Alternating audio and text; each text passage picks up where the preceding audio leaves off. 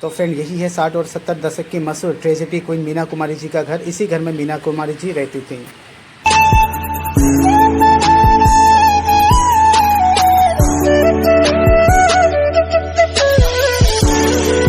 तो friend, finally अब हम उनके घर के मेन गेट के सामने पहुंच चुके हैं। इस बिल्डिंग में भी 2 गेट बनाए गए हैं। पहले हम आपको एक गेट दिखाते हैं, फिर हम आपको दूसरा गेट दिखाएंगे। ये वाला जो गेट है बिल्डिंग का आउट होने वाला गेट है, मतलब बाहर आने के लिए है।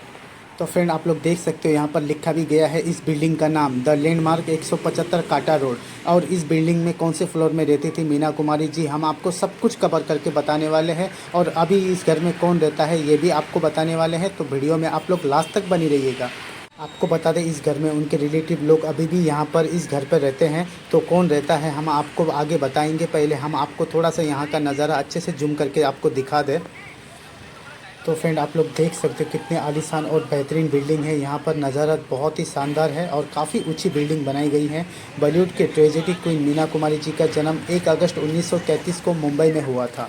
तो फ्रेंड, आपको बता दें, मीना कुमारी जी का असली नाम महजबीन बानो था और उनके पिता का नाम अली बख्श था, जो एक पारसी रंगमंच के कलाकार थे। उन्होंने फिल्म साहिर लुटेरे में भी संगीत दिया था। उनकी माता प्रभा देवी, जो एक बाद में शादी के बाद इकबाल बानो के नाम से मशहूर हो गई, वो एक अदाकारा थी। तो फ्रेंड, जो बिल्डिंग हम आपको दिखा रहे हैं, इसी बिल्डिंग के 7वें मंजिल पर मीना कुमारी जी रहती थी। जी हाँ फ्रेंड, आप लोग देख सकते हो इस आलीशान बिल्डिंग में अभी भी उनके खास मेहमान यानी कि रिलेटिव लोग रहते हैं। तो फ्रेंड, आप लोग देख सकते हो बिल्डिंग कितना शांत और कितना अच्छा माहौल में बना हुआ है और कितनी बड़ी इमारत है ये बिल्डिंग। ये बिल्डिंग के जस्ट सामने ही आपको समुंदर का पूरा नज़ारा देखने को मिलता है। तो आप लोग देख सकते हो इनके बिल्डिंग के सामने का नज़ारा कितना सुनहरा और कितना भीड़ भाड़ इलाका है। सामने ही आपको समुद्र भी दिख रहा होगा, जहाँ पर कितने सारे लोग घूमते हुए बैठे हुए नज़र आ रहे होंगे। ये रोड को जस्ट क्रॉस करते ही आपको समुद्र का पूरा व्यू देखने को मिलता है। आपको बताते ये पूरी बिल्डिंग उनकी नहीं है, इसमें उनका फ्लैट है। ऐसा मत सोचना कि ये बिल्डिंग पूरी उनकी है। तो चलिए अब चलते हैं मेन गेट की तरफ। जो मेन गेट का है वहाँ का भी नज़ारा आपको दिखाते हैं और आपको मीना कुमारी जी के बारे में अच्छे से जानकारी भी देते हैं। मीना कुमारी की एक बड़ी बहन खुर्शीद जूनियर और छोटी बहन मधु, जिनका नाम माधुरी था, वो भी एक फिल्म अभिनेत्री थी। मीना कुमारी जी का जब जन्म हुआ था, जो उनके पिता ने उनको अनाथ आश्रम छोड़ आए थे, क्योंकि उनकी आर्थिक स्थिति बहुत ही कमज़ोर थी। लेकिन फिर उनके पिता का मन पिघल गया, फिर अनाथ आश्रम जाकर अपनी बेटी को वापस घर ले आए।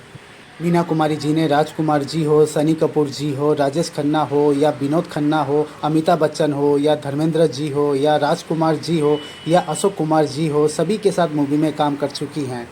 ये देखिए, ये है मेन गेट जहाँ पर गार्ड साहब बैठे हुए हैं। ये एंट्री गेट है, अगर किसी को जाना होता है तो इसी रास्ते से जाते हैं। आप लोग देख सकते हो यहाँ पर भी एड्रेस साफ तौर पर लिखा हुआ है। मीना कुमारी जी ने सिर्फ 6 साल की उम्र से ही फिल्मों में काम करना शुरू कर दिया था। 1939 में मीना कुमारी जी ने विजय भट्ट की फिल्म लेदर फेस में बेबी महजबी का रोल निभाया था।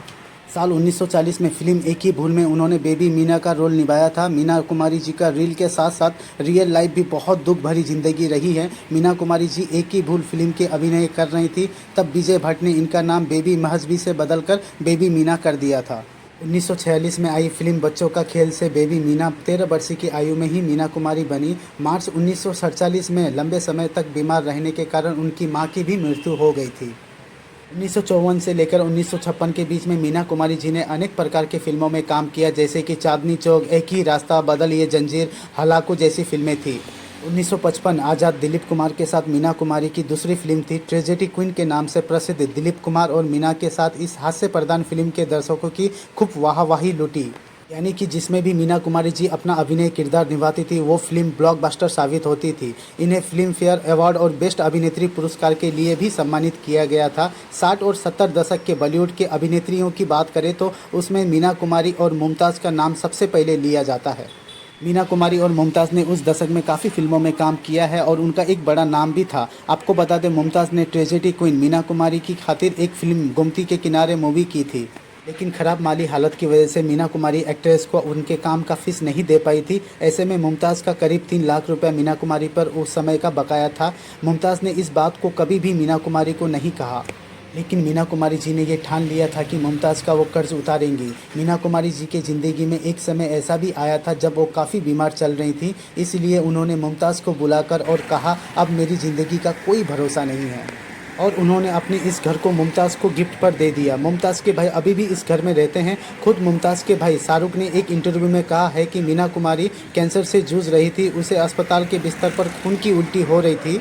आपको बता दें इसी बीच उन्होंने मुमताज़ को बुलाकर और मुंबई के काटा रोड पर अपना घर उनको दे दिया। मीना कुमारी द्वारा दिए गए घर पर मुमताज़ कभी रही नहीं, लेकिन उनके भाई का परिवार आज भी इस घर पर रहता है।